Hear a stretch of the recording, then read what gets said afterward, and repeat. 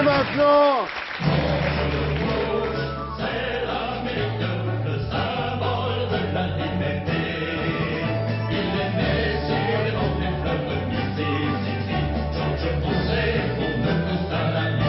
j'accueille Qui ne kiffe. Mais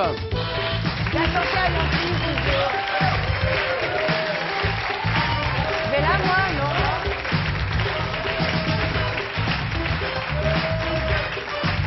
Bonsoir.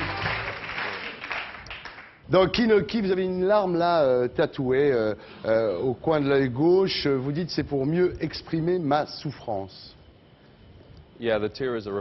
C'était en effet le reflet de ma souffrance et la souffrance que je ressens en voyant la folie autour de moi, les bombes qui tombent sur Bagdad, l'arme est justifiée. Alors Ken, vous êtes né en 1969, l'été de l'amour, le Summer of Love, en Californie, dans la Napa Valley, l'endroit où on fait du très bon vin. Enfant, vous n'avez pas été très aimé par votre père et c'est sans doute ce qui vous a laissé une haine viscérale de toute autorité et une vocation à soutenir le faible contre le fort. J'ai effectivement analysé mon enfance et vous avez en partie raison là-dessus. Mais enfin, ce dont je me souviens le mieux, c'est l'amour inconditionnel que ma mère m'a apporté. Et c'est cet amour que je ressens pour le monde, la famille humaine dans laquelle je vis aujourd'hui plus que tout. Alors à la fin de vos études, vous exercez divers métiers, dont serveur dans un restaurant français à San Diego. Vous avez une vie assez facile, peut-être un peu trop facile. Et vous vous dites que l'armée pourrait vous ouvrir de nouveaux horizons et vous permettrait peut-être de faire quelque chose dans le monde. Donc à 19 ans, vous vous engagez dans les marines pour défendre les valeurs américaines, la démocratie, la liberté. Et vous dites aujourd'hui, c'est la chose la plus bête que j'ai faite dans ma vie. Moi, je suis reconnaissant au fait que je n'ai tué personne, mais en même temps, j'ai participé à une chose que je trouve criminelle.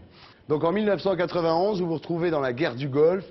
Et là, vous découvrez que vous n'êtes pas là pour rétablir la paix, mais pour défendre les intérêts du complexe militaro-industriel américain, à commencer par ceux de la famille Bush. Mais surtout, vous découvrez, durant la guerre du Golfe, que l'armée américaine utilise de l'uranium appauvri contre les populations locales, et que finalement, les soldats américains ont en quelque sorte servi de cobaye.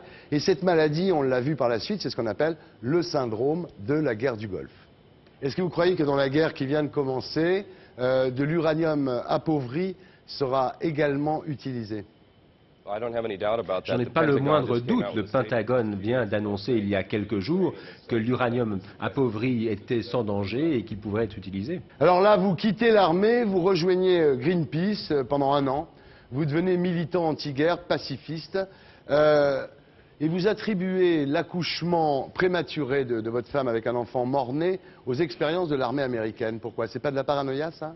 Il ne faut pas oublier que l'armée américaine ne nous a jamais prévenu que ces armes étaient utilisées et qu'il fallait rester à l'écart de tout cela. C'est en étant en présence de ce matériel qu'on a été contaminé. Alors vous êtes très obsédé par ça, on le comprend évidemment, et vous collectionnez sur votre site internet des photos de fœtus irakiens irradiés.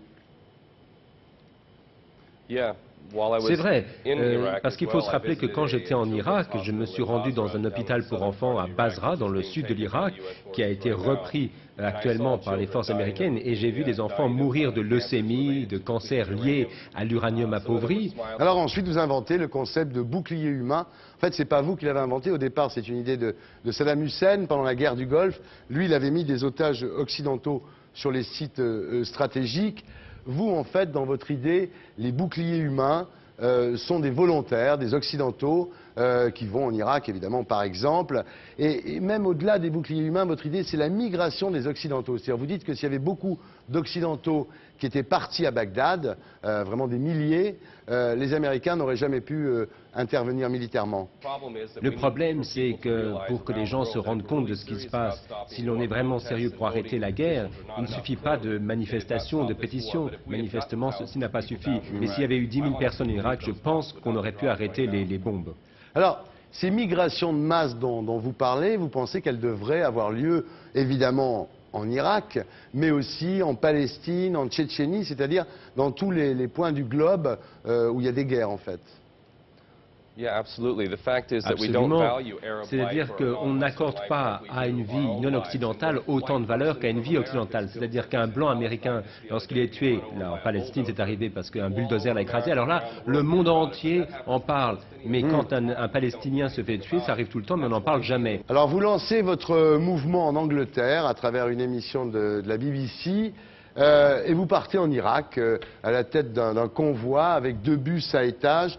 Alors au départ, vous étiez 300, hein, à peu près, 300 boucliers humains occidentaux. Et puis quand le gouvernement irakien a cherché à vous placer sur des sites stratégiques, il y a eu des grandes discussions entre vous, entre les boucliers humains. Et il y en a une petite centaine qui est restée en Irak, qui a accepté d'aller là où les autorités irakiennes voulaient les disposer. Et il y en a d'autres qui sont partis, il y en a à peu près 200 qui sont partis. Vous êtes partis, mais le dernier. Il faut être clair, j'ai été expulsé.